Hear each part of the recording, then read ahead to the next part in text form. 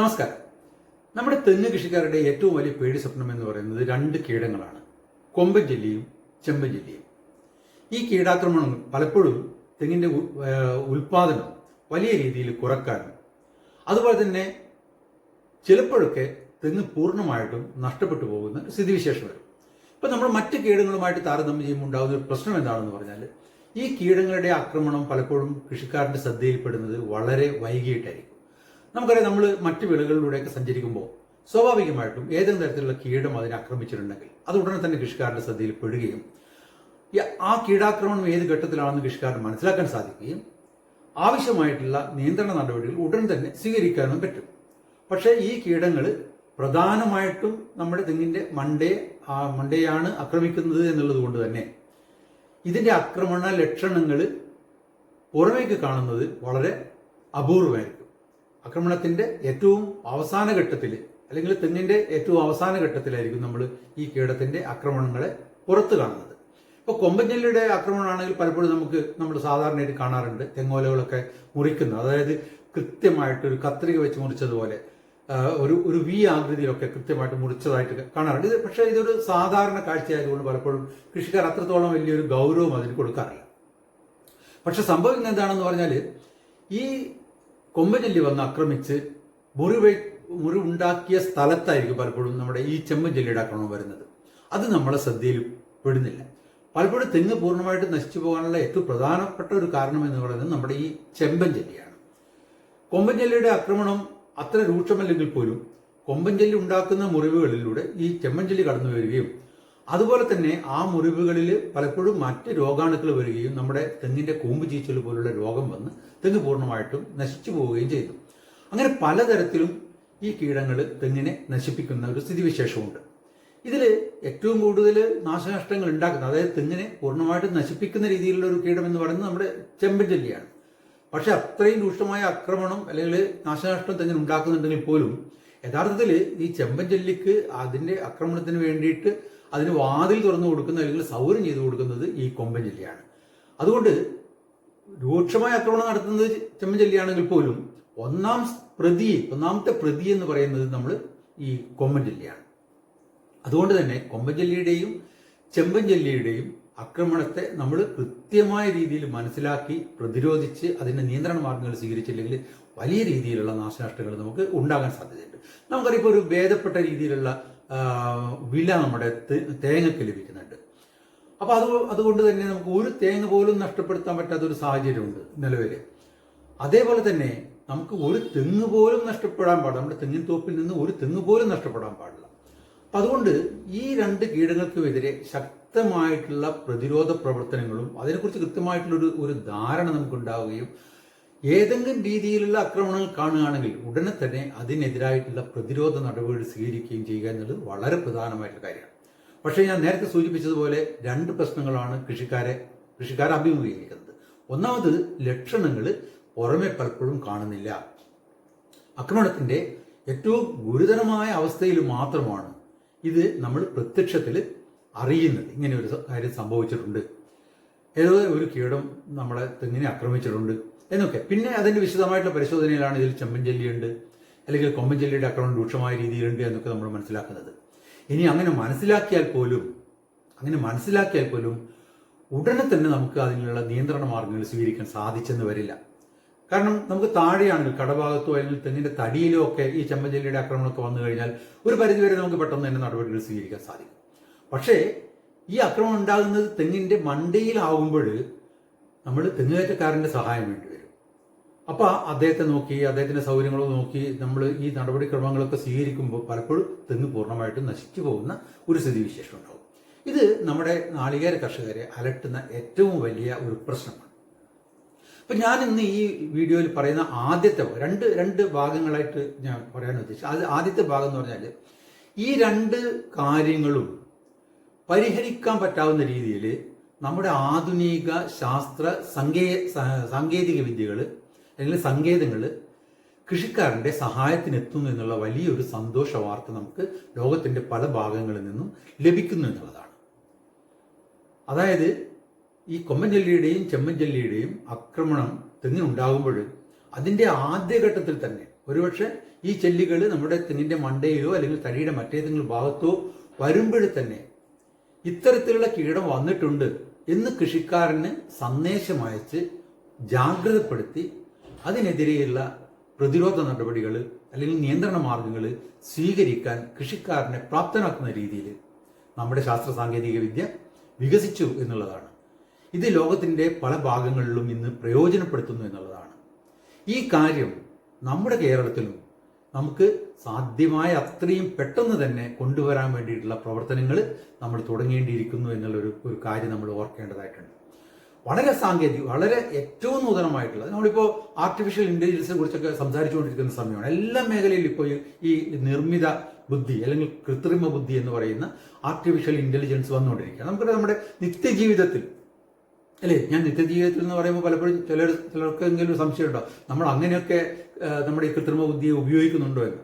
നമുക്കറിയാം നമ്മുടെ mobile work ചെയ്യുന്നത്, നമ്മുടെ ഫേസ്ബുക്ക് എങ്ങനെയാണ് പ്രവർത്തിക്കുന്നത്, വാട്സപ്പ് എങ്ങനെയാണ് പ്രവർത്തിക്കുന്നത് ഒക്കെ തന്നെ അടിസ്ഥാനപരമായിട്ട് അതിന് ഏറ്റവും കൂടുതൽ അതിൻ്റെ അകത്ത് പ്രവർത്തിക്കുന്നത് ഈ കൃത്രിമ ബുദ്ധിയാണ്. അങ്ങനെ നമ്മൾ ദൈനംദിന ജീവിതത്തിൽ നമ്മൾ അറിയാതെ തന്നെ പല കാര്യങ്ങൾക്കും ഈ കൃത്രിമ ബുദ്ധിയെ ഉപയോഗിക്കുന്നു. അപ്പോൾ ഈ കൃത്രിമ ബുദ്ധിയെയും അതുപോലെ തന്നെ ഏറ്റവും ആധുനികമായിട്ടുള്ള മറ്റ് ശാസ്ത്ര സാങ്കേതിക വിദ്യയെയും അതുപോലെ തന്നെ ഇന്റർനെറ്റിൽ ലഭ്യമായിട്ടുള്ള വിവരങ്ങളെയും ഒക്കെ ഉപയോഗിച്ചുകൊണ്ട് കൊമ്പൻ ജെല്ലിയിൽ നിന്നും ചെമ്മൻ ജെല്ലിയിൽ നിന്നും ഒക്കെ കൃഷിക്കാരെ രക്ഷിക്കാൻ വേണ്ടിയിട്ടുള്ള രണ്ട് പ്രധാനപ്പെട്ട സാങ്കേതിക വിദ്യകൾ ലോകത്തിൽ വളരെ കാര്യമായിട്ട് ഇപ്പം നടപ്പിലാക്കിക്കൊണ്ടിരിക്കുകയാണ്. അത് ഒന്നാമത്തതാണ് ഏറ്റവും കൂടുതലായിട്ട് ഏറ്റവും വ്യാപകമായിട്ട് ചില രാജ്യങ്ങളിൽ ഉപയോഗിക്കുന്നത്. രണ്ടാമത്തത് ഇപ്പോഴും ഗവേഷണത്തിന്റെ അന്ത്യഘട്ടത്തിലാണെന്ന് പറയാം. അതിന്റെ വിശദാംശങ്ങൾ ഞാൻ പറയാം. അപ്പോൾ ഒന്നാമത്തത് എന്ന് പറഞ്ഞാൽ വളരെ ലളിതമായിട്ടുള്ള കാര്യമാണ്, വളരെ ലളിതമായിട്ടുള്ള കാര്യമാണ്. ഞാനിത് പറയുമ്പോൾ തന്നെ നിങ്ങൾക്ക് അത് വളരെ സുപരിചിതമായിട്ടുള്ള ഒരു കാര്യമായിട്ട് തോന്നും. കാരണം ഇതിൽ ഉപയോഗിക്കുന്ന ഡ്രോണുകളാണ്. അപ്പോൾ ഡ്രോണുകൾ കാണാത്തവർ ആരും തന്നെ ഒരുപക്ഷെ ഉണ്ടാകില്ല. ഇപ്പോഴത്രയും കൂടുതലായിട്ട് പല ആവശ്യങ്ങൾക്ക് വേണ്ടിയിട്ട് ഡ്രോണുകൾ ഉപയോഗിക്കുന്നു. ഇപ്പം നമ്മുടെ കേരളീയ സാമൂഹ്യ ജീവിതത്തിലൊക്കെ ഡ്രോണുകൾ ആദ്യമായിട്ട് വരുന്നത് നമ്മുടെ ഈ വിവാഹത്തിനൊക്കെ ഈ ഫോട്ടോകൾ ഷൂട്ട് ചെയ്യാൻ, വീഡിയോ ഷൂട്ട് ചെയ്യാൻ വേണ്ടിയിട്ടാണ്. അങ്ങനെയാണ് നമ്മളുടെ സാധാരണക്കാരൊക്കെ തന്നെ ഈ ഡ്രോണുകൾ ആദ്യഘട്ടത്തിൽ കാണുന്നത്. പക്ഷെ ഇപ്പോഴ് അത് ഒട്ടുമിക്ക മേഖലയിലും പല മേഖലയിലും വ്യാപകമായിട്ട് ഉപയോഗിക്കുന്നുണ്ട്. നമ്മുടെ കൃഷിയിൽ തന്നെ പല ആവശ്യങ്ങൾക്ക് വേണ്ടി കേരളത്തിൽ ഡ്രോണുകൾ ഉപയോഗിക്കുന്നുണ്ട്. മണ്ണ് പരിശോധനയ്ക്ക് വേണ്ടിയിട്ട്, കാലാവസ്ഥ ഘടകങ്ങളെ വിലയിരുത്താൻ വേണ്ടിയിട്ട്, അതുപോലെ തന്നെ നമ്മുടെ കൃഷിയിടത്തിന്റെ ഏറ്റവും കൃത്യമായ ചിത്രങ്ങൾ കിട്ടാൻ വേണ്ടിയിട്ട്, വിവരങ്ങൾ ശേഖരിക്കാൻ വേണ്ടിയിട്ട്, വിത്ത് വിതക്കാൻ വേണ്ടിയിട്ട്, രാസവളങ്ങൾ പ്രയോഗിക്കാൻ വേണ്ടിയിട്ട്, കീടനാശിനികൾ പ്രയോഗിക്കാൻ വേണ്ടിയിട്ട് ഒക്കെ ഡ്രോണുകൾ ഉപയോഗിക്കുന്നുണ്ട്. ലോകത്തിന്റെ പല ഭാഗങ്ങളിൽ പല ആവശ്യങ്ങൾക്ക് ഡ്രോണുകൾ ഉപയോഗിക്കുന്നുണ്ട്. ഈ അടുത്ത കാലത്ത് നമ്മൾ ഡ്രോണുകളെ കുറിച്ച് കൂടുതലായിട്ട് കേട്ടിട്ടുള്ളത് നമ്മുടെ ഇപ്പം നടന്നിട്ടുള്ള യുദ്ധത്തിലാണ്. ഇന്ത്യയും പാകിസ്ഥാനും നമ്മൾ തമ്മിൽ നടന്ന യുദ്ധത്തിൽ ഡ്രോണുകൾ ഇപ്പോൾ യുദ്ധത്തിലെ ഒരു പ്രധാനപ്പെട്ട ഒരു താരമാണ്. അപ്പോൾ അത്രയും നമ്മുടെ നിത്യജീവിതത്തിന്റെ ഭാഗമായി മാറിയിട്ടുള്ള ഈ ഡ്രോണുകൾ ഉപയോഗിച്ചുകൊണ്ട് നമ്മുടെ തെങ്ങുകൾക്ക് കൊമ്പൻ ജെല്ലിയുടെയോ ചെമ്മൻ ജെല്ലിയുടെയോ ആക്രമണം ഉണ്ടായിട്ടുണ്ടോ എന്ന് മനസ്സിലാക്കാൻ വേണ്ടുന്ന ഒരു രീതിയാണ് വന്നിട്ടുള്ളത്. അതെങ്ങനെയാണെന്ന് പറഞ്ഞാൽ ഡ്രോണുകൾ ഉപയോഗിച്ച് നമ്മുടെ തെങ്ങിന്റെ മണ്ടയുടെ കൃത്യമായിട്ടുള്ള ചിത്രങ്ങൾ പകർത്തുന്നു. മണ്ടയുടെ വിവിധ ഭാഗങ്ങളിലുള്ള ചിത്രങ്ങൾ പകർത്തുന്നു. അത് തെങ്ങിന്റെ മണ്ടയുടെ ചുറ്റും കറങ്ങി നടന്നു. അതുപോലെ തന്നെ തെങ്ങിൻ മണ്ടയുടെ മേലെ കൂടെ ഡ്രോണുകൾ പറന്നു. ആ തെങ്ങിന്റെ മണ്ടയിൽ എന്തൊക്കെ തരത്തിലുള്ള മാറ്റങ്ങളാണ് സംഭവിച്ചിട്ടുള്ളത്, ഓലകൾ വെട്ടിയിട്ടുണ്ടോ, അല്ലെങ്കിൽ ഏതെങ്കിലും തരത്തിലുള്ള കീടത്തിന്റെ അവശിഷ്ടങ്ങൾ അവിടെയുണ്ടോ, ഏതെങ്കിലും തരത്തിലുള്ള മുറിപ്പാടുകളുണ്ടോ എന്ന് വ്യക്തമായിട്ടുള്ള ചിത്രങ്ങൾ, രൂപങ്ങൾ, ഇമേജസ് ശേഖരിച്ചിട്ട് കൃഷിക്കാരൻ്റെയോ അല്ലെങ്കിൽ ഇതുമായിട്ട് ബന്ധപ്പെട്ട് പ്രവർത്തിക്കുന്ന സ്ഥാപനങ്ങളുടെയോ വകുപ്പുകളുടെയോ അല്ലെങ്കിൽ കർഷക സംഘങ്ങളുടെയോ മൊബൈലിലേക്കോ കമ്പ്യൂട്ടറിലേക്കോ കൃത്യമായിട്ടുള്ള ചിത്രങ്ങൾ ലഭ്യമാക്കുന്നു. ചിത്രങ്ങൾ ലഭ്യമാക്കുന്നത് മാത്രമല്ല, ഈ ചിത്രങ്ങളെ ഞാൻ നേരത്തെ സൂചിപ്പിച്ചിട്ടുള്ള ആർട്ടിഫിഷ്യൽ ഇന്റലിജൻസിന്റെ സാങ്കേതിക വിദ്യയോട് കൂടിയിട്ട് ഇന്റർനെറ്റിൽ ലഭ്യമായിട്ടുള്ള വിവരങ്ങളുടെ അടിസ്ഥാനത്തിൽ കൃത്യമായിട്ട് വിശകലനം ചെയ്ത് ഏത് തരത്തിലുള്ള കീടമാണ് വന്നിട്ടുള്ളത്, അത് ആക്രമണത്തിന്റെ ഏത് ഘട്ടത്തിലാണ്, ഇതിനെതിരെ ഏത് രീതിയിലുള്ള നിയന്ത്രണ മാർഗങ്ങളാണ് സ്വീകരിക്കേണ്ടത് എന്നതിനെ കുറിച്ച് വളരെ വ്യക്തമായിട്ടുള്ള ഒരു ചിത്രം നമുക്ക് നൽകുന്നു, ഒരു സന്ദേശം നമുക്ക് നൽകുന്നു. ആ സന്ദേശത്തിന്റെ അടിസ്ഥാനത്തിൽ ഇതേ ഡ്രോണുകൾ ഉപയോഗിച്ച് അല്ലെ ഇതുപോലുള്ള ഡ്രോണുകൾ ഉപയോഗിച്ച് നമ്മൾ തെങ്ങിന്റെ മണ്ടയിൽ നിയന്ത്രണ മാർഗങ്ങൾ സ്വീകരിക്കുന്നു. വളരെ ചെറിയൊരു സമയത്ത്. ഇവിടെ ഞാൻ പറയുന്നത് എന്താണെന്ന് പറയുമ്പോൾ പ്രത്യേകിച്ച് മനസ്സിലാക്കേണ്ട കാര്യം എന്താണെന്ന് പറഞ്ഞാൽ, നമ്മുടെ തെങ്ങിൻ തോപ്പിൽ പറന്ന് സഞ്ചരിച്ച് പൊതുവെയുള്ളൊരു ചിത്രമല്ല നൽകുന്നത്. ഏത് തെങ്ങിലാണ് ഏത് പനയിലാണ് ഇത് സംഭവിച്ചിട്ടുള്ളത് എന്ന് നമുക്ക് കൃത്യമായിട്ട്, അതായത് ഒരു ഒരു ഒരു 100-200 തെങ്ങുള്ള ഒരു തെങ്ങിൻ തോപ്പിലാണെങ്കിൽ അതിൽ 50-മതോ അല്ല 55-മത്തോ ഏത് തെങ്ങിലാണ് ഈ കീടം വന്നിട്ടുള്ളത് എന്നുള്ള രീതിയിലുള്ള വിശദാംശങ്ങൾ നമുക്ക് ലഭിക്കുന്നു. ഇവിടെ നമ്മൾ ഓർക്കേണ്ട ഒരു കാര്യം എന്താണെന്ന് പറഞ്ഞാൽ, നമ്മളുടെ ഈ കൊമ്പൻ ചെല്ലിയും ചെമ്മൻ ചെല്ലിയും ഒക്കെ നമ്മുടെ കേരളത്തിൽ മാത്രം ആക്രമണം ഉണ്ടാക്കുന്ന ഒരു കീടമായിട്ട് നമ്മൾ കരുതരുത്. ഇത് ലോകത്തിൻ്റെ തന്നെ തലവേദനയാണെന്ന് പറയും. കാരണം തെങ്ങ് വർഗത്തിൽപ്പെട്ട ഒരുപാട് വിളകളെ, അല്ലെങ്കിൽ പനവർഗത്തിൽപ്പെട്ട ഒരുപാട് വിളകളെ ഈ കീടങ്ങൾ ആക്രമിക്കുന്നുണ്ട്. നമ്മളെ ഈന്തപ്പഴം ഉണ്ടാക്കുന്ന ഈന്തപ്പനകളെ ഉപദ്രവിക്കുന്നുണ്ട്. നമ്മുടെ ഓയിൽ പാം എണ്ണപ്പനകളെ ഉപദ്രവിക്കുന്നുണ്ട്. അങ്ങനെയുള്ള പനവർഗത്തിൽപ്പെട്ട പല വിളകളെ ഇത് ആക്രമിക്കുന്നുണ്ട്. മാത്രമല്ല അലങ്കാര പനകളെ, നമ്മളെ ഓർണമെന്റൽ പോംസ് എന്ന് പറയുന്ന അലങ്കാര പനകളെ നമ്മളെ പാർക്കുകളിലും റോഡുകളുടെ വഴിയോരങ്ങളിലും പിന്നെ വലിയ വലിയ സൗധങ്ങളിലും ഒക്കെ വെച്ചുപിടിപ്പിച്ചിട്ടുള്ള അലങ്കാര പനകൾ പൂർണ്ണമായിട്ട് നശിച്ചു പോകാൻ വേണ്ടിയിട്ട് എത്രയോ വർഷം പഴക്കമുള്ള പനകളായിരിക്കും. പൂർണ്ണമായിട്ട് നശിച്ചു പോകുന്ന രീതിയിലുള്ള ഉപദ്രവം ഈ കൊമ്പൻ ചെല്ലിയും അതുപോലെ തന്നെ ചെമ്മൻ ചെല്ലിയും ഉണ്ടാക്കുന്നുണ്ട്. അതുകൊണ്ട് തന്നെ ഇതിനെ ഒരു പ്രഖ്യാപിത ശത്രുവായിട്ട് കണ്ടുകൊണ്ട് ലോകത്തിന്റെ പല രാജ്യങ്ങളിലും ഇതിനെതിരെ വലിയ രീതിയിലുള്ള ഗവേഷണങ്ങൾ നടക്കുന്നുണ്ട്. പല യൂറോപ്യൻ രാജ്യങ്ങൾ നടക്കുന്നുണ്ട്, നമ്മുടെ തെക്കനേഷ്യൻ രാജ്യങ്ങൾ നടക്കുന്നുണ്ട്. ആ രീതിയിലുള്ള ഗവേഷണങ്ങളെ, നിരന്തരമായിട്ടുള്ള പഠനങ്ങളുടെ ഭാഗമായിട്ടാണ് ഇത്തരത്തിലുള്ള സാങ്കേതിക വിദ്യകൾ ഇപ്പോഴും വന്നിട്ടുള്ളത്. അപ്പൊ ഈ സാങ്കേതിക വിദ്യകൾ ഇപ്പോൾ പല രാജ്യങ്ങളിലും ഉപയോഗിക്കുന്നുണ്ട്. പല രാജ്യങ്ങളിലും ഈ ഡ്രോൺ ഉപയോഗിച്ച് ഇത്തരത്തിൽ സ്കാൻ ചെയ്ത്, തെങ്ങിന്റെ മണ്ട സ്കാൻ ചെയ്യുക എന്ന് പറഞ്ഞാൽ, നമ്മളിപ്പോൾ സ്കാൻ എന്ന് പറഞ്ഞ ഒരു വലിയൊരു സംഭവമാണ്, വലിയ തുക ചെലവഴിക്കുന്നതാണ്, അങ്ങനെയൊന്നും കരുതേണ്ട കാര്യമില്ല. വളരെ ലളിതമായിട്ട് ഇതിന്റെ ഇമേജസ്, അതിന്റെ ചിത്രങ്ങൾ ശേഖരിക്കുക എന്നുള്ളത് മാത്രമാണ് ചെയ്യുന്നത്. പക്ഷെ ആ ചിത്രങ്ങളെ കൃത്യമായിട്ട് മനസ്സിലാക്കി അതിനെ വിശകലനം ചെയ്ത് കൃഷിക്കാരന്റെ ഭാഷയിൽ, കൃഷിക്കാരന് മനസ്സിലാകുന്ന രീതിയിൽ അതിനെ മാറ്റിയെടുത്ത് സന്ദേശങ്ങൾ നൽകുന്നു എന്നുള്ളതാണ് ഈ ഡ്രോണുകളും അതിൻ്റെ കൂടെ നമ്മുടെ ആർട്ടിഫിഷ്യൽ ഇന്റലിജൻസും ഇന്റർനെറ്റിൽ ലഭ്യമായിട്ടുള്ള വിവരങ്ങളും ഡാറ്റയും ഒക്കെ ഒന്നിച്ച് ചേർന്ന് പ്രവർത്തിക്കുമ്പോൾ സംഭവിക്കുന്നത്. ഇത് വലിയ രീതിയിലുള്ള ചെലവ് വരുന്നൊരു പരിപാടിയായിട്ട് കണക്കാക്കേണ്ട കാര്യമേ ഇല്ല. കാരണം നമുക്ക് ആദ്യം ഉണ്ടാകുന്ന ഒരു മുതൽ മുടക്ക്, പിന്നെ അതിനുശേഷം വരുന്നത് നമുക്ക് ഈ സാങ്കേതിക വിദ്യകൾ കൈകാര്യം ചെയ്യാനുള്ള വളരെ ചുരുങ്ങിയ രീതിയിലുള്ള ചെലവാണ്. പക്ഷേ ഇതിൻ്റെ ഒരു പരിമിതി നമ്മൾ മനസ്സിലാക്കണം. കേരളത്തെ സംബന്ധിച്ച് നമ്മുടെ പരിമിതി എന്താണെന്ന് പറഞ്ഞാൽ, നമുക്ക് 2-3 തെങ്ങുള്ള ഒരു പുരയിടത്തിൽ 2-3 തെങ്ങുള്ള ആളുകൾ മുതൽ വലിയ രീതിയിലുള്ള തെങ്ങിൻ തോപ്പുകളുള്ള കൃഷിക്കാർ വരെ നമ്മുടെ കേരളത്തിലുണ്ട്. അപ്പോൾ ഇവരെയൊക്കെ നമ്മൾ കണക്കിലെടുക്കണം. ഇപ്പോൾ 2 തെങ്ങുള്ള ഒരാൾക്ക് ഒരു ഡ്രോൺ കൊണ്ടുവന്ന് അയാളുടെ തെങ്ങിൻ്റെ മണ്ട പരിശോധിക്കുക എന്ന് പറഞ്ഞാൽ പ്രായോഗികമായിട്ടുള്ളൊരു കാര്യമല്ല. അപ്പോൾ അദ്ദേഹവും നമ്മളുടെ ഈ ഒരു നെറ്റ്വർക്കിൻ്റെ അകത്തുണ്ടായിരിക്കണം. അപ്പോൾ അങ്ങനെ വരുമ്പോൾ നമുക്ക് ചെയ്യാൻ പറ്റാവുന്ന ഒരു കാര്യം എന്താണെന്ന് പറഞ്ഞാൽ, നമുക്ക് വിദേശ രാജ്യങ്ങളിൽ പോലെ വളരെ വിപുലമായിട്ടുള്ള തെങ്ങിൻ തോപ്പുകളായിരിക്കില്ല. നമ്മൾ കൊച്ചു കൊച്ചു പുരയിടങ്ങളുള്ള ഒരു സ്ഥലമാണ്. അപ്പോൾ ഈ പുരയിടങ്ങളുടെ അതിനോടൊപ്പം തന്നെയുള്ള വലിയ വിസ്തൃതമായിട്ടുള്ള തെങ്ങിൻ തോപ്പുകളുടെ ഒക്കെ ഒരു കൂട്ടായ്മ രൂപീകരിച്ചുകൊണ്ട്, ക്ലസ്റ്ററുകൾ രൂപീകരിച്ചുകൊണ്ട്, അല്ലെങ്കിൽ നമ്മളുടെ ഒരു നാളികേര എസ്റ്റേറ്റ് എന്നുള്ള രീതിയിലുള്ളൊരു സങ്കല്പം വന്നുകൊണ്ട് ഒരു 10 ഹെക്ടറോ അല്ലെങ്കിൽ 15 ഹെക്ടറോ ഒക്കെയുള്ള ഒരു കൂട്ടായ്മ രൂപീകരിച്ചുകൊണ്ട് കൃത്യമായൊരു ഇടവേളയിൽ 2 ആഴ്ച കൂടുമ്പോൾ അല്ലെങ്കിൽ ഒരു 20 ദിവസം കൂടുമ്പോൾ, അല്ലെങ്കിൽ എങ്ങനെയാണ് നമ്മുടെ സാങ്കേതിക വിദ്യ നമ്മളോട് അനുശാസിക്കുന്നത്, നമ്മളോട് പറയുന്നത്, അതിനനുസരിച്ചിട്ടുള്ള കൃത്യമായിട്ടുള്ള ഒരു ഇടവേളയിൽ ഈ ഡ്രോണുകൾ ഉപയോഗിച്ച് നമ്മുടെ തെങ്ങുകളെ സ്കാൻ ചെയ്യുമ്പോൾ കൃത്യമായിട്ട് ഈ കീടത്തിൻ്റെ ആക്രമണത്തിൻ്റെ ആദ്യഘട്ടത്തിൽ തന്നെ നമുക്ക് ഇതിനെക്കുറിച്ച് വ്യക്തമായിട്ടുള്ള ചിത്രം മനസ്സിലാക്കും. ഇത് വളരെ പ്രധാനപ്പെട്ട ഒരു കാര്യമാണ്. ഇത് മറ്റ് രാജ്യങ്ങൾ, പ്രത്യേകിച്ച് മലേഷ്യയിൽ വളരെ വ്യാപകമായിട്ട് ഉപയോഗിക്കുന്നു. പക്ഷേ എങ്കിൽ പോലും നമ്മൾ ഇതിനെക്കുറിച്ചിട്ട് ഒരു ധാരണ ഉണ്ടാക്കിയിട്ടില്ല, ചിന്തിച്ചിട്ടില്ല, അതിന് പദ്ധതികളോ ഒന്നും രൂപം കൊടുത്തിട്ടില്ല. അതുകൊണ്ട് തന്നെ ഇതിൽ നമ്മുടെ സംസ്ഥാന സർക്കാരിൻ്റെ ഭാഗത്താണ് കാര്യമായിട്ട് ഇടപെടൽ ഉണ്ടാകേണ്ടത്. സംസ്ഥാന സർക്കാർ വിചാരിച്ചു കഴിഞ്ഞാൽ ഇതിന് ചെറിയ രീതിയിലുള്ള തുടക്കമെങ്കിലും കുറിക്കാൻ സാധിക്കും. അങ്ങനെ നമുക്ക് വലിയ രീതിയിൽ ഈ സൗകര്യം, ഈ സാങ്കേതിക വിദ്യ നമ്മുടെ തെങ്ങ് കൃഷിക്കാർക്ക് വേണ്ടി ഉപയോഗിക്കാൻ സാധിക്കും. ഒരു മനുഷ്യായുസെങ്കിലും നിലനിൽക്കേണ്ടതാണ് നമ്മളുടെ സാധാരണഗതിയിലുള്ള നാടൻ തെങ്ങുകളെങ്കിൽ, അല്ലേ? നമ്മുടെ പുതിയ ഹൈബ്രിഡ് ഒക്കെ ചിലപ്പോൾ ആയുസ് കുറഞ്ഞിരിക്കും. അങ്ങനെ ഒരു മനുഷ്യായുസ് നിലനിൽക്കേണ്ട ഒരു തെങ്ങിന് വേണ്ടിയിട്ട് എന്തും ചെയ്യാൻ വേണ്ടിയിട്ട് നമ്മുടെ സർക്കാർ തയ്യാറാകണം. നമ്മുടെ സർക്കാരും നമ്മുടെ കൂട്ടായ്മ ഒക്കെ തന്നെ വിചാരിച്ചു കഴിഞ്ഞാൽ ഈ മേഖലയിൽ വലിയ നേട്ടങ്ങൾ നമുക്കുണ്ടായിരുന്നു. അപ്പോൾ നമ്മൾ വളരെ ക്രിയാത്മകമായിട്ട് ഈ ഒരു സാങ്കേതിക വിദ്യയെ കുറിച്ചിട്ട് നമ്മുടെ തെങ്ങ് കർഷകരും ഉത്തരവാദിത്തപ്പെട്ട എല്ലാവരും ചിന്തിക്കേണ്ട ഒരു കാര്യം സമയമായിരിക്കുന്നു എന്നുള്ളതാണ്.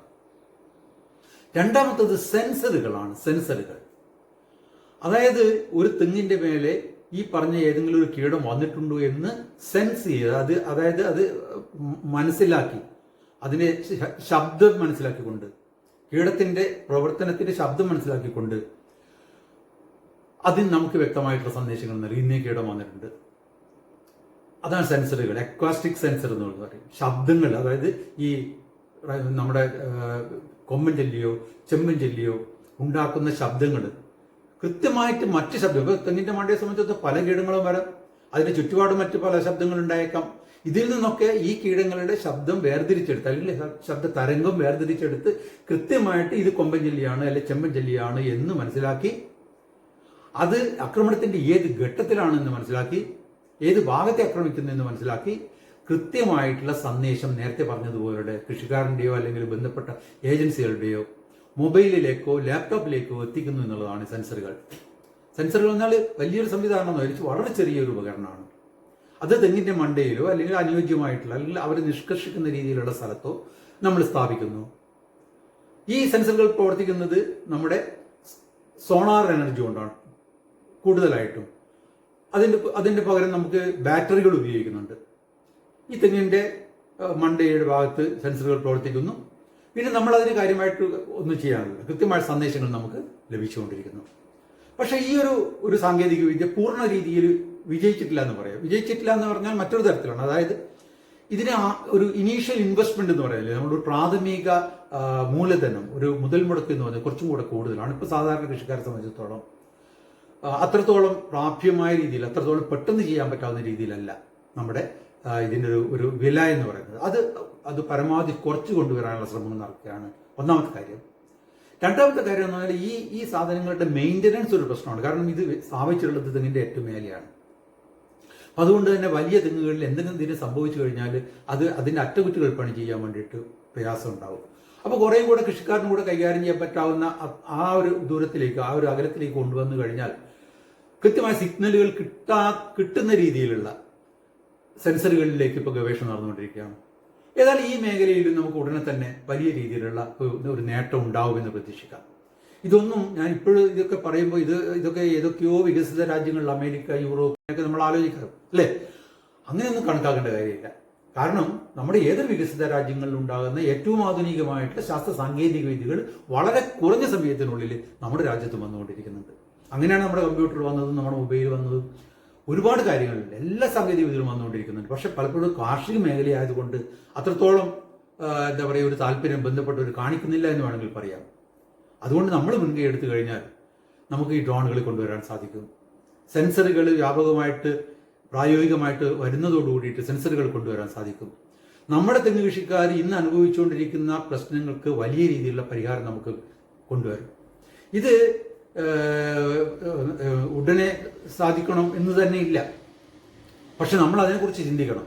ഇപ്പോൾ മലേഷ്യയിലോ അല്ലെങ്കിൽ വ്യാപകമായ രീതിയിൽ ഈ ഡ്രോണുകൾ ഉപയോഗിക്കുന്ന സ്ഥലത്തെ പ്രവർത്തനങ്ങളെ കുറിച്ച് കൃത്യമായ ഒരു പഠനം നടത്തി അതുമായിട്ട് ബന്ധപ്പെട്ടുള്ള കമ്പനികളെ അല്ലെങ്കിൽ സ്ഥാപനങ്ങളുമായിട്ട് ഒരു നിരന്തര സമ്പർക്കം പുലർത്തി നമ്മുടെ നാട്ടിലേക്ക് ഇതെങ്ങനെ കൊണ്ടുവരാൻ സാധിക്കുമെന്നതിനെ കുറിച്ചിട്ട് നമ്മൾ ആലോചിക്കേണ്ട സമയമായിരിക്കുന്നു.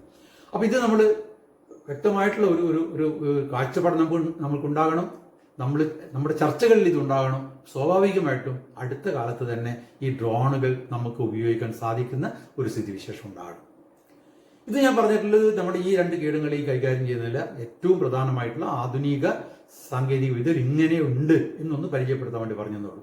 പക്ഷെ ഇതോടൊപ്പം നമ്മൾ ഈ രണ്ട് കീടങ്ങളെയും കൂടെ ഒന്ന് ശ്രദ്ധിക്കണം. കാരണം എന്താണെന്ന് പറഞ്ഞാൽ വളരെ ലളിതമായിട്ടുള്ള കുറേ കാര്യങ്ങളുണ്ടെങ്കിൽ പോലും പലപ്പോഴും നമ്മുടെ കൃഷിക്കാർ അശ്രദ്ധ കൊണ്ടോ അല്ലെങ്കിൽ എന്താ പറയുക കൃത്യമായിട്ടൊരു ഇടപെടലില്ലാത്തത് കൊണ്ടോ നമുക്ക് തെങ്ങുകൾ നഷ്ടപ്പെട്ടു പോകുന്നുണ്ട്. അപ്പോൾ ആ ഒരു സ്ഥിതിവിശേഷം ഉണ്ടാകാൻ പാടില്ല. അതുകൊണ്ട് ഈ കീടങ്ങളെ കൈകാര്യം ചെയ്യുമ്പോൾ നമ്മൾ ശ്രദ്ധിക്കേണ്ട ഏറ്റവും പ്രധാനമായിട്ടുള്ള കാര്യങ്ങൾ എന്താണെന്ന് മാത്രം വളരെ ചുരുക്കി ഒന്ന് പറഞ്ഞ് ഞാൻ അവസാനിപ്പിക്കാം. രണ്ട് കീടങ്ങളാണ്, ഒന്ന് കൊമ്പൻ ജെല്ലിയും രണ്ടാമത്തെ ചെമ്പൻ ജെല്ലിയും. ഇപ്പോൾ രണ്ട് കീടങ്ങളെക്കുറിച്ചും വിശദമായിട്ട് സംസാരിക്കാനുള്ള ഒരു സമയം നമുക്ക് ഇന്ന് കിട്ടിയെന്ന് വരില്ല. അതുകൊണ്ട് നമുക്ക് കൊമ്പൻ ജെല്ലിയെ കുറിച്ചിട്ട് കൂടുതലായിട്ട് സംസാരിക്കാം. അത്യാവശ്യമായിട്ടുള്ള ചില കാര്യങ്ങൾ ചെമ്പൻ ജെല്ലിയെ കുറിച്ച് സംസാരിക്കാം. ഒരു വീഡിയോയിൽ വിശദമായിട്ട് പിന്നീട് ഒരിക്കലും സംസാരിക്കാം. ഇപ്പോൾ എന്ത് ചെയ്യാൻ സാധിക്കും എന്നുള്ളത് വളരെ പ്രധാനപ്പെട്ട കാര്യമാണ്. കൊമ്പൻ ചെല്ലി ഇത്രയും നാശനഷ്ടങ്ങൾ ഉണ്ടാക്കുന്നു. പ്രധാനമായിട്ട് ഉൽപ്പാദനം നഷ്ടപ്പെടുത്തുന്നു, കുറക്കുന്നു, പിന്നെ മറ്റ് രോഗങ്ങൾക്ക് കാരണമാകുന്നു, ചെമ്മൻ ചെല്ലിക്ക് വഴി തുറന്നു കൊടുക്കുന്നു. അപ്പം അതുകൊണ്ട് തന്നെ കൊമ്പൻ ചെല്ലി ഏതൊക്കെ തരത്തിൽ പ്രതിരോധിക്കാൻ സാധിക്കും എന്ന് നമ്മൾ നോക്കേണ്ടതുണ്ട്. എങ്ങനെ പ്രതിരോധിക്കാൻ സാധിക്കും? ഏറ്റവും പ്രധാനപ്പെട്ട കാര്യം എന്താണെന്ന് പറഞ്ഞാൽ നമ്മൾ തെങ്ങിൻ തോപ്പുകൾ ശുചിത്വത്തോടു കൂടിയിട്ട് ശുചിയായിട്ട് ക്ലീൻ ആയിട്ട് സൂക്ഷിക്കുന്നില്ല എന്നുള്ളതാണ്. നമ്മുടെ തെങ്ങിൻ തോപ്പുകൾ ഇങ്ങനെ ആയിരുന്നില്ല. പക്ഷെ നമുക്ക് കൃഷിക്കാരെ കുറ്റം പറയാനും പറ്റില്ല. കാരണം അത്രയും മോശമായിട്ടുള്ള വിലയ കഴിഞ്ഞ കുറേ വർഷങ്ങളായിട്ട് നമുക്ക് കിട്ടിക്കൊണ്ടിരിക്കുന്നു ഒരു നാളികേരത്തിന്, അല്ലേ? അത്രയും. അപ്പൊ നമുക്ക് ആ രീതിയിലുള്ള പ്രവർത്തനങ്ങൾ ചെയ്യാൻ സാധിക്കും. ഇപ്പോൾ കുറച്ചും കൂടെ ഭേദപ്പെട്ട വില കിട്ടുന്നത് കൊണ്ട് തന്നെ നമുക്ക് ഇടപെടാനുള്ള ഒരു സമയമാണിത്. അതുകൊണ്ട് ഈ ശുചിത്വ പ്രവർത്തനങ്ങൾ നമ്മൾ ആരംഭിക്കേണ്ടിയിരിക്കുന്നു. അതിലേറ്റവും പ്രധാനമായിട്ടുള്ള കാര്യം എന്താണെന്ന് പറഞ്ഞാൽ ഈ കൊമ്പൻ ചെല്ലി മുട്ടയിടുന്ന സ്ഥലത്ത്, അതിന്റെ പുഴു ഉണ്ടാകുന്ന സ്ഥലത്ത് നമ്മൾ ഇടപെടണം. അത് ഏറ്റവും കൂടുതൽ സംഭവിക്കുന്നത് നമ്മുടെ ചാണകക്കുഴിയിൽ, അല്ലെങ്കിൽ ജൈവവളങ്ങൾ കൂട്ടിയിട്ട സ്ഥലത്ത്, അല്ലെങ്കിൽ അതുപോലുള്ള ജൈവ വേസ്റ്റുകളൊക്കെ കൂട്ടിയിട്ട സ്ഥലത്താണ് ഇത് മുട്ടയിടുന്നത്. നമ്മളിതിന്റെ പുഴുക്കൾ എപ്പോഴും കാണും. കാണാത്തവർ വളരെ അപൂർവമായിരിക്കും, അല്ലെ? പല പേരുകളിൽ അറിയപ്പെടുന്നു. ചാണകപ്പുഴു എന്നറിയപ്പെടുന്നു, ചിങ്ങപ്പുഴു എന്നറിയപ്പെടുന്നു. ഏകദേശം ഒരു സി ആകൃതിയിൽ കാണാം, നല്ല വെളുത്ത് കൊഴുത്ത് നിൽക്കുന്ന ഒരു പുഴു. ഈ പുഴു ഇതിലാണ് ഉണ്ടാകുന്നത് എന്നുള്ളത് കൊണ്ട് തന്നെ നമ്മൾ കഴിയുന്നതും അത്തരത്തിലുള്ള, അതായത് ചാണകക്കുഴികൾ അല്ലെങ്കിൽ കമ്പോസ്റ്റ് വളങ്ങൾ കൂട്ടിയിട്ട സ്ഥലത്ത്, അല്ലെങ്കിൽ ജൈവ മാലിന്യങ്ങൾ കൂട്ടിയിട്ട സ്ഥലത്ത് വല കൊണ്ട് മൂടിയിടണം. നമുക്ക് വളരെ വില കുറഞ്ഞ രീതിയിലുള്ള സ്ട്രെയിറ്റ് നെറ്റുകൾ ഇപ്പോൾ കിട്ടും. അല്ലെങ്കിൽ നമ്മുടെ മത്സ്യ പിടിക്കാൻ പോകുന്നവർ ഉപയോഗിക്കുന്ന പഴയ വലകൾ നമുക്ക് കിട്ടും. അപ്പോൾ അത്തരം വലകൾ സംഘടിപ്പിച്ചുകൊണ്ട് മൂടിയിടുക എന്നാണ് ഏറ്റവും പ്രാഥമികമായിട്ട് ചെയ്യേണ്ട കാര്യം.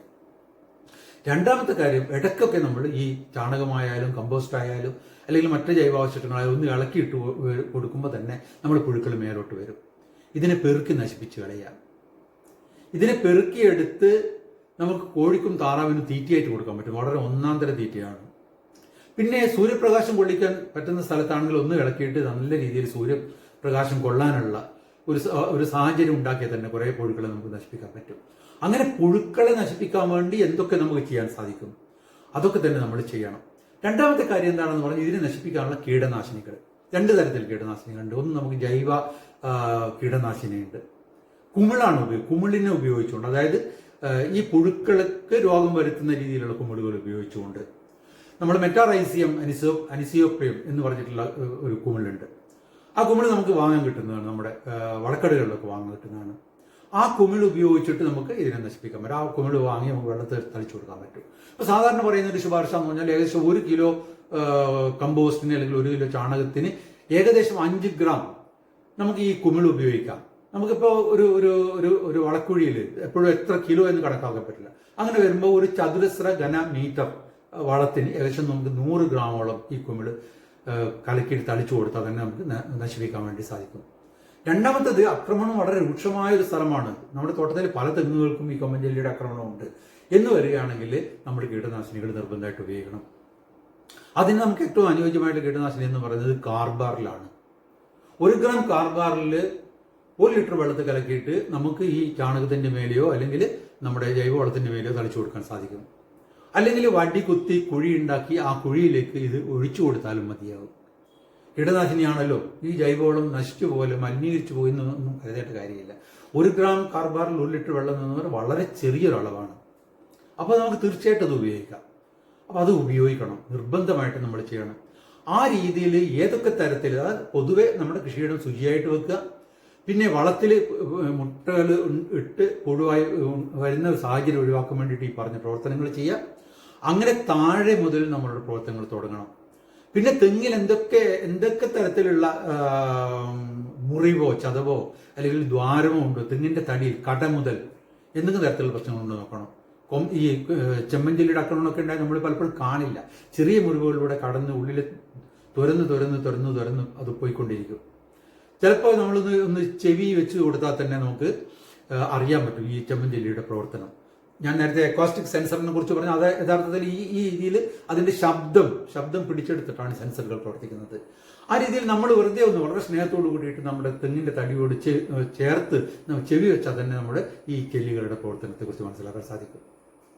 അങ്ങനെ തുടങ്ങി നമ്മൾ തെങ്ങിന്റെ മണ്ടയിലേക്ക് പോവുക. മണ്ട ശുദ്ധമായിട്ട് ശുചിയായിട്ട് വെക്കുക എന്നുള്ളത് ഈ തെങ്ങ് പരിചരണത്തിലെ ഏറ്റവും പ്രധാനപ്പെട്ട കാര്യമാണ്. നമ്മുടെ നാട്ടിൽ ആ രീതിയിലായിരുന്നു ഒരു കാലത്ത് തെങ്ങുകൾ സൂക്ഷിച്ചിരുന്നത്, ശ്രദ്ധിച്ചിരുന്നത്, പരിപാലിച്ചിരുന്നത്. പക്ഷെ ഇപ്പോഴതിന് സാധിക്കുന്നില്ല. ആരോട് പറഞ്ഞിട്ട് കാര്യമില്ല. കാരണം നമുക്ക് ഒന്നാമത് വലിയ ചെലവ് വരുന്നു, രണ്ടാമത് പണ്ടിൽ ഉള്ള രീതിയിലുള്ള തെങ്ങ് കയറ്റ തൊഴിലാളികൾ ഇപ്പം നമുക്ക് ലഭ്യമല്ല. അപ്പോൾ അതുകൊണ്ട് ആ രീതിയിൽ നമുക്ക് ചെയ്യാൻ പറ്റുന്നില്ല. പക്ഷെ ഞാൻ വീണ്ടും ആവർത്തിക്കുകയാണ്, നമുക്ക് കുറച്ച് വില കൂടിയിട്ടുണ്ട്, അത് ആ രീതിയിൽ തന്നെ മുന്നോട്ട് പോകുമെന്ന് പ്രതീക്ഷിക്കാം. അതുകൊണ്ട് നമ്മൾ ആ പ്രവർത്തനം ചെയ്യണം. തെങ്ങിൻ്റെ മണ്ട ശുചിയായിട്ട് സൂക്ഷിക്കാൻ വേണ്ടി എന്തൊക്കെ ചെയ്യാൻ സാധിക്കും ആ രീതിയിലുള്ള പ്രവർത്തനങ്ങൾ നമ്മൾ ചെയ്യണം. അങ്ങനെ പോകുന്ന തെങ്ങ് കയറ്റക്കാരനോട് പറയണം അവിടെ ചെല്ലിയുടെ സാന്നിധ്യം വല്ലതും ഉണ്ടോ, ചെല്ലിയുടെ അവശിഷ്ടങ്ങൾ വല്ലതും ഉണ്ടോ, വിസർജ്യങ്ങൾ വല്ലതും ഉണ്ടോ എന്ന് പരിശോധിക്കാൻ പറയണം. ഒരു ചെല്ലിക്കോല് കൂടെ കയ്യിൽ കരുതാൻ വേണ്ടിയിട്ട് പറയണം. വളരെ ഫലപ്രദമായിട്ട് നമുക്ക് കീടങ്ങളെ നിയന്ത്രിക്കാൻ പറ്റാവുന്നതാണ് കൈകൊണ്ടെടുത്ത് മാറ്റുക എന്നുള്ളത്. അത് ഏത് കീടത്തിന്റെ കാര്യത്തിലേക്ക് കഴിഞ്ഞാലും. അപ്പോൾ ഈ ഓലക്കവിളുകളിലെ കുത്തി നോക്കിയാൽ നമുക്ക് ഈ ചെല്ലികൾ അവിടെ ഉണ്ടെങ്കിൽ ഇതിൽ കിട്ടും. കൊമ്പൻ ചെല്ലിയെ നമുക്ക് അതിനകത്ത് നിന്ന് വലിച്ചെടുക്കാൻ സാധിക്കും, പൂർണ്ണമായിട്ട് നശിപ്പിക്കാൻ സാധിക്കും. അങ്ങനെ തെങ്ങിന്റെ മണ്ടയെ പരിചരിക്കണം. അങ്ങനെയുള്ള പരിചരണത്തിലൂടെ തന്നെ നമുക്ക് വലിയ രീതിയിൽ നിയന്ത്രിക്കാൻ സാധിക്കും. കൊമ്പൻ ചെല്ലിയുടെയും ചെമ്പൻ ചെല്ലിയുടെയും സാന്നിധ്യം നമുക്ക് ഈ മണ്ട പരിശോധിക്കുന്നതിലൂടെ മനസ്സിലാക്കാൻ സാധിക്കും. ഇനി എന്തെങ്കിലും തരത്തിലുള്ള ഒരു ആക്രമണം കാണാൻ ഉടനെ തന്നെ അതിനുള്ള പ്രതിരോധ നടപടികൾ നമ്മൾ സ്വീകരിക്കണം. അപ്പോൾ ഈ രീതിയിൽ നമ്മൾ പോവുകയാണെങ്കിൽ കൃത്യമായ എല്ലാ പ്രവർത്തനവും നമുക്ക് ചെയ്യാൻ സാധിക്കും. പിന്നെ തെങ്ങിൻ്റെ മണ്ടയിലേക്ക് പോയി ഇതിപ്പോൾ ഞാൻ പറഞ്ഞത് തെങ്ങിൻ്റെ മണ്ട വൃത്തിയാക്കലും പരിശോധിക്കലും പിന്നെ ചെല്ലിക്കോല് പോലുള്ള ഉപകരണങ്ങൾ അല്ലെങ്കിൽ ആയുധങ്ങൾ ഉപയോഗിക്കുക, ടൂൾസ് ഉപയോഗിക്കുക എന്നുള്ളതാണ്. ഇനി ചെയ്യാൻ പറ്റാവുന്ന വളരെ ലളിതമായിട്ടും എല്ലാ കർഷകർക്കും അറിയുന്നതുമായിട്ടുള്ളൊരു കാര്യമാണ് ഈ വേപ്പും പിണ്ണാക്കും മണലും കൂടെ വളരെ ഫലപ്രദമായിട്ട് ചെയ്യാൻ പറ്റാവുന്ന കാര്യമാണ്. എല്ലാവർക്കും അറിയാം. പക്ഷെ എന്തുകൊണ്ടോ പലരും അതിങ്ങനെ മടിച്ച് നിൽക്കും. തെങ്ങ് പോയതിനു ശേഷം മാത്രമേ നമ്മൾ ആവലാതിപ്പെടും അല്ലേ? അപ്പോൾ വളരെ ലളിതമായിട്ട് ചെയ്യാൻ പറ്റാവുന്നതാണ് വേപ്പ് പിണ്ണാക്ക്. നമുക്കറിയാം എന്തായാലും വേപ്പിൻ്റെ അകത്ത് ഈ കീടനാശീകരണ ശേഷിയുള്ള ചില ഘടകങ്ങളുണ്ട് അല്ലേ? അസൈഡ് ആക്ടിൻ മുതൽ ഒരു 10-23 ഘടകങ്ങളുണ്ടെന്നാണ് പറയുന്നത്, കീടനാശീകരണ സ്വഭാവമുള്ള. അത്തരം ഘടകങ്ങൾ ഉള്ളത് കൊണ്ട് നമുക്ക് നിർബന്ധമായിട്ട് നമ്മൾ ഉപയോഗിക്കണം. പക്ഷെ വേപ്പിനോടൊപ്പം തന്നെ നമ്മൾ മണൽത്തരികളും കൂടി ഉപയോഗിക്കണം. അപ്പോൾ 250 ഗ്രാമോളം പൊടിച്ച വേപ്പ് പിണ്ണാക്കും ഏകദേശം സമാന അളവിലുള്ള മണലും കൂടെ മിക്സ് ചെയ്തിട്ട് നമ്മൾ ഏറ്റവും മേലെയുള്ള ഒരു 3-4 ഓലക്കവലുകൾ നിറച്ചു കൊടുക്കണം. വളരെ ഫലപ്രദമായിട്ട് നമുക്ക് ഈ കൊമ്പൻ ചെല്ലി നിയന്ത്രിക്കാൻ സാധിക്കും. കൊമ്പൻ ചെല്ലിയുടെ ഈ കഴുത്തും ശരീരഭാഗവും തമ്മിൽ ചെറിയൊരു അവിടെ മാത്രം ഒരു ചെറിയ ഗ്യാപ്പ്, ആ ഗ്യാപ്പിൽ മണൽത്തരികൾ കടന്ന് നിൽക്കും. 1-2 മണൽത്തരികൾ കടന്നാൽ പോലും ആ ചെല്ലി പലപ്പോഴും മറ്റു രോഗങ്ങൾ വന്നിട്ടോ അല്ലെങ്കിൽ അതിൻ്റെ പ്രവർത്തനം നടക്കാതെയോ ചത്തുപോകും. അപ്പോൾ വേപ്പും ഉണ്ടാക്കും പിന്നെ മണലും കൂടി ചെയ്യുന്ന പ്രവർത്തനങ്ങൾ ഇടയ്ക്കിടയ്ക്ക് എപ്പോഴൊക്കെയാണ് മണ്ടയിൽ കയറുന്നത് ആ സമയത്തൊക്കെ മേലെയുള്ള ഭാഗത്ത് ഇത് നിറച്ചു കൊടുക്കാൻ വേണ്ടി സാധിക്കും. വളരെ വലിയ രീതിയിലുള്ളൊരു സുരക്ഷ ഒരുക്കാൻ വേണ്ടി നമുക്ക് സാധിക്കും. മറ്റൊരു കാര്യം ചെയ്യുന്നതെന്ന് പറഞ്ഞാൽ നമുക്കുള്ള ഒരു പ്രധാനപ്പെട്ട ശുപാർശ വന്നാൽ നമ്മളുടെ നാഫ്തലിൻ ബോളുകൾ പാറ്റമുട്ടായി എന്ന് പറയും, പാറ്റ ഗുളിക എന്ന് പറയും. നമ്മുടെ ഈ മലബാറിലൊക്കെ കൂറമുട്ടായി എന്ന് പറയും. പാറ്റയ്ക്ക് നമ്മുടെ കോക്രോച്ചിന് നമ്മുടെ ഏരിയയിൽ കൂറ എന്ന് പറയും, കൂറമുട്ടായി എന്ന് പറയും. ഈ കൂറമുട്ടായി ഒരു 4-5 എണ്ണം നമ്മുടെ തെങ്ങിന്റെ ഏറ്റവും മേലെയുള്ള ഓലക്കവിളുകളിൽ ഇട്ടുകൊടുക്കുക. വളരെ ഫലപ്രദമായ രീതിയിൽ ഒരു പ്രതിരോധം സൃഷ്ടിക്കാൻ വേണ്ടിയിട്ട് ഈ പാറ്റമുട്ടായിക്ക് സാധിക്കും. പക്ഷെ ഇതിൻ്റെ ഒരു പ്രശ്നം എന്ന് പറഞ്ഞാൽ ഒരു 10-45 ദിവസം കൂടുമ്പോൾ നമ്മൾ പുതിയ ഗുളികകൾ ഇട്ട് കൊടുക്കണം. അപ്പോൾ താഴെയുള്ള ചെറിയ തൈകളെ നമുക്ക് കൈകാര്യം ചെയ്യാൻ പറ്റാവുന്ന തൈകളെ നമുക്ക് എളുപ്പം ഇത് വെച്ചിട്ട് തന്നെ നിയന്ത്രിക്കാൻ സാധിക്കും. ഇപ്പോൾ വേപ്പ് പിണ്ണാക്കിൻ്റെ ആയിക്കഴിഞ്ഞാലും അതുപോലെ തന്നെ ഈ നാഫ്തലിൻ ബോൾസ് ആയിക്കഴിഞ്ഞാലും ഒരു പ്രയാസമില്ലാതെ ചെറിയ തൈകളെ നമുക്ക് പരിചരിക്കാൻ സാധിക്കും. പലപ്പോഴും നമ്മൾ അതിൻ്റെ ശ്രദ്ധ കാണിക്കാത്തത് കൊണ്ട് മാത്രം അത് നമുക്ക് നഷ്ടപ്പെട്ടു പോകുന്നൊരു സ്ഥിതിവിശേഷം വരും. അപ്പോൾ അങ്ങനെയുള്ള പ്രവർത്തനങ്ങൾ നമ്മൾ എന്തൊക്കെ ചെയ്യണം എന്നുള്ളത് എപ്പോഴും നമ്മൾ ഓർത്ത് വെക്കണം. പിന്നെ ഈ കൃഷിക്കാർ ചെയ്യുന്നതായിട്ട് ചില രീതികളുണ്ട്. ഇപ്പോൾ വല, നേരിയ കണ്ണികളുള്ള വല നമ്മളുടെ ഈ ഇളം ഓലകളുടെ നാമ്പോലുകളുടെ ചുറ്റുമൊന്ന് വളച്ചു കെട്ടി കൊടുത്താൽ തന്നെ നമ്മൾ ഈ കൊമ്പൻ ചെല്ലി വരുന്നത് വലിയ രീതിയിൽ നമുക്ക് പ്രതിരോധിക്കാൻ സാധിക്കും. ഇത് കൃഷിക്കാരുടെ ആയിട്ടുള്ള ഒരു രീതിയാണ്. കൃഷിക്കാരുടെ വളരെ എന്താ പറയുക, വലിയൊരു ചെലവോ അല്ലെങ്കിൽ ബുദ്ധിമുട്ടോ ഒന്നും ഇല്ലാതെ തന്നെ നമുക്ക് ചെയ്യാൻ പറ്റാവുന്ന ഒരു കാര്യമാണ്. പിന്നെയുള്ളൊരു കാര്യം എന്താണെന്ന് അതിൽ നമ്മുടെ ഇപ്പോൾ CPCRD ആണെന്ന് എൻ്റെ ഓർമ്മ എനിക്ക് കൃത്യമായിട്ട് അറിയില്ല. ബോട്ടാണിക്കൽ കേക്ക് എന്ന് പറഞ്ഞിട്ടൊരു സാധനം, ബോട്ടാണിക്കൽ കേക്ക്. ഇതിനു വേണ്ടി അതായത് നമ്മുടെ ഈ കൊമ്പൻ ചെല്ലിക്കെതിരായിട്ട് ഉപയോഗിക്കുന്ന ബോട്ടാണിക്കൽ കേക്ക് ഒരു ബ്ലോക്കായിട്ട് അല്ലെങ്കിൽ കട്ടയായിട്ടാണ് കിട്ടുന്നത്. ഈ കട്ട നമുക്ക് നമ്മളുടെ ഈ തെങ്ങിന്റെ ഏറ്റവും മേലെയുള്ള ഓലക്കവളുകളിൽ 2 ഗ്രാം ഒരു ഓലക്കവളിന് 2 ഗ്രാം എന്നുള്ള രീതിയിൽ ഇട്ട് കൊടുത്തു കഴിഞ്ഞാൽ നമുക്ക് ഈ കൊമ്പൻ ചെല്ലിയെ പ്രതിരോധിക്കാൻ വേണ്ടി സാധിക്കും. അതുപോലെ തന്നെ മറ്റൊരു കീടനാശിനിയാണ് ഫിപ്രോണിൽ എന്ന് പറഞ്ഞൊരു കീടനാശിനി. ഫിപ്രോണിൽ ഒരു 3 ഗ്രാം ചെറിയ രീതിയിലുള്ള പ്ലാസ്റ്റിക് കവറുകളെടുത്ത് അതിൽ ചെറിയ സുഷിരങ്ങളിട്ട് ഒരു 3 ഗ്രാം തരി അല്ലെങ്കിൽ ഗ്രാനുവൽ രൂപത്തിലുള്ളതാണ് ഈ ഫിപ്രോണിൽ. അപ്പോൾ ഫിപ്രോണിൽ അതിലിട്ട് നമുക്ക് ഓലക്കവളിൽ ഇട്ട് കൊടുക്കാൻ സാധിക്കും.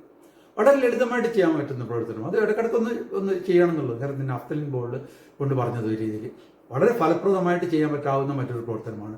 അപ്പോൾ ആ രീതിയിൽ എന്തൊക്കെ കാര്യങ്ങൾ നമുക്ക് ചെയ്യാൻ സാധിക്കും എന്നുള്ളത് നമ്മൾ ആലോചിക്കണം. അങ്ങനെ ചെയ്യുകയാണെങ്കിൽ തീർച്ചയായിട്ടും നമുക്ക്, അതായത് ഞാൻ ഒന്നുകൂടെ ആവർത്തിക്കുന്നത് പറഞ്ഞാൽ നിലം മുതൽ തെങ്ങിന്റെ ഏറ്റവും മേലെയുള്ള ഭാഗം വരെ ഈ കീടത്തിനെതിരെ, അതായത് കൊമ്പൻ ചെല്ലിക്കെതിരെ, ചെമ്പൻ ചെല്ലിയുടെ വിശദാംശങ്ങളിലേക്ക് ഞാൻ കടന്നിട്ടില്ല, കൊമ്പൻ ചെല്ലിക്കെതിരെ നമുക്ക് എന്തൊക്കെ ചെയ്യാൻ സാധിക്കും എന്നുള്ളത് നമ്മളൊന്ന് മനസ്സ് വെച്ച് നമുക്ക് ഓർമ്മയുള്ള കാര്യങ്ങളൊക്കെ ഒന്ന് കുറിച്ച് വെച്ച് അത് നമ്മളെ വളക്കടയിലോ അല്ലെങ്കിൽ എവിടേക്കാണ് ലഭ്യമാകുന്നത് എന്ന് ശേഖരിച്ച് നിരന്തരമായിട്ട് ഒരു 2-3 മാസം ഞാൻ എന്തൊക്കെ പ്രവർത്തനങ്ങൾ ചെയ്തു, ഇനി എന്തൊക്കെ ചെയ്യണം എന്നുള്ള രീതിയിൽ ഒരു നടപടിക്രമം നമ്മൾ എഴുതി തയ്യാറാക്കിയാൽ തന്നെ കൃത്യമായിട്ട് അതിൽ ഇടപെടാനും നമ്മുടെ തെങ്ങിൻ തോപ്പുകളെ അല്ലെങ്കിൽ തെങ്ങുകളെ വലിയ രീതിയിൽ സംരക്ഷിക്കാനും നമുക്ക് സാധിക്കും.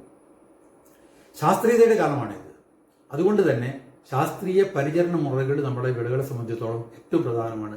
തെങ്ങിന്റെ കാര്യത്തിലാണ് പലപ്പോഴും അത് ഇല്ലാതാകുന്നത്. നമ്മൾ മാറ്റിവെക്കും, നാളേക്കാകട്ടെ എന്ന്. അത് നഷ്ടപ്പെടുത്തുന്നത് നമ്മുടെ തെങ്ങുകളെയാണ്.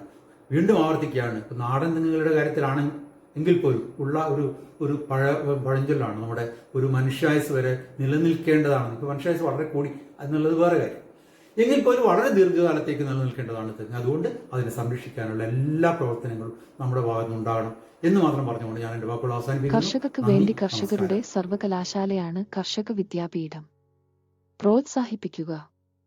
ഇഷ്ടമായെങ്കിൽ ലൈക്ക് ചെയ്യുക. ദയവായി സബ്സ്ക്രൈബ് ചെയ്യുക, ഷെയർ ചെയ്യുക. നന്ദി.